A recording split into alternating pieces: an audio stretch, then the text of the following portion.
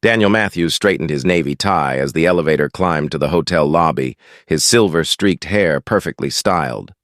At 46, he still carried himself with confidence.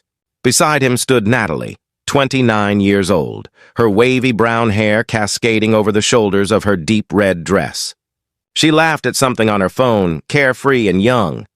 "The Riverside Manor," she said, eyes bright. "You really know how to treat a girl."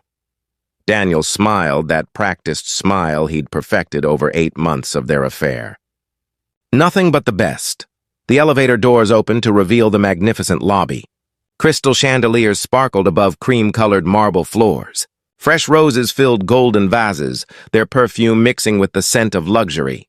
Daniel had celebrated countless moments here over 2 decades of marriage, anniversaries, promotions, special occasions.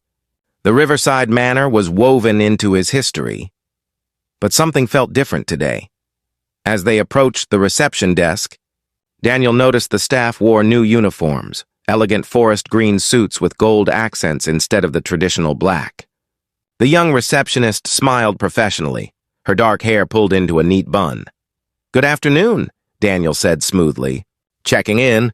Reservation under Matthews." The receptionist's fingers danced across her keyboard. "Yes, Mr. Matthews. The executive suite for 2 nights." She glanced at her screen, then looked past him toward the grand staircase. "One moment, please." Daniel turned to follow her gaze. That's when time seemed to stop.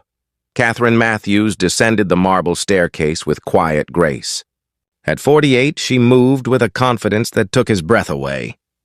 Her dark hair was swept up elegantly, and she wore a tailored navy suit that spoke of authority.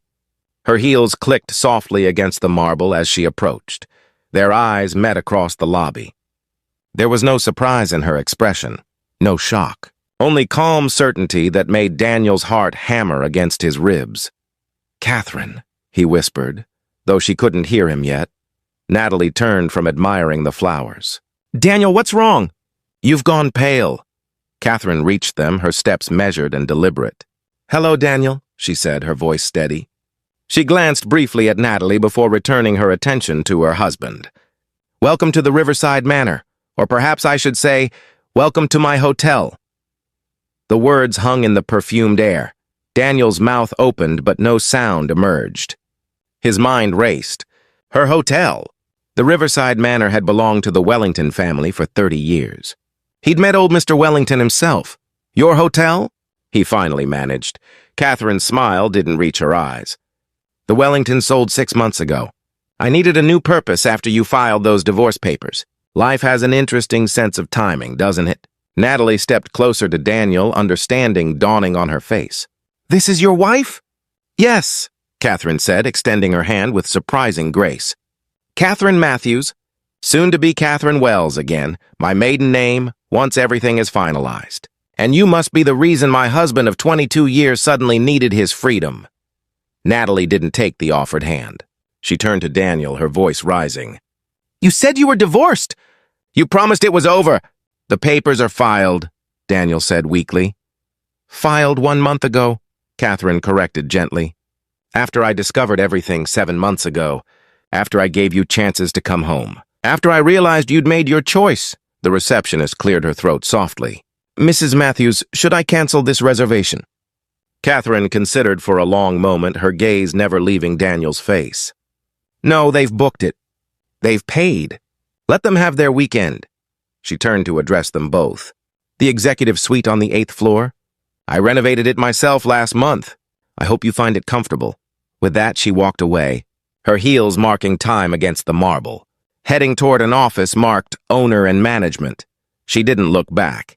Daniel stood frozen, his carefully planned weekend crumbling like sand. Natalie grabbed her purse. "I'm leaving. Don't call me. Don't text. We're done, Daniel." "Natalie, please wait." But she was already gone, her red dress disappearing through the revolving doors. The receptionist held out the key cards. "Your room, Mr. Matthews." "Will you still be checking in?" Daniel looked at the plastic cards. He thought about his empty house. His daughter Emma at university, who hadn't called in weeks. His colleagues who whispered when he passed. The life he'd dismantled piece by piece. "No," he said quietly. "I won't." He walked out into the autumn afternoon, each step heavier than the last. In her office, Catherine sat at her mahogany desk and allowed herself one long, steadying breath. Her assistant, Sarah, appeared in the doorway. "Are you all right?" Sarah asked softly. Catherine straightened her shoulders. "I knew he'd bring her here eventually. The Riverside Manor was always special to us. It's where he proposed 23 years ago, in that restaurant upstairs by the window. That must have been painful to witness." "Painful?" Catherine touched the edge of her desk. The pain was the 7 months before today.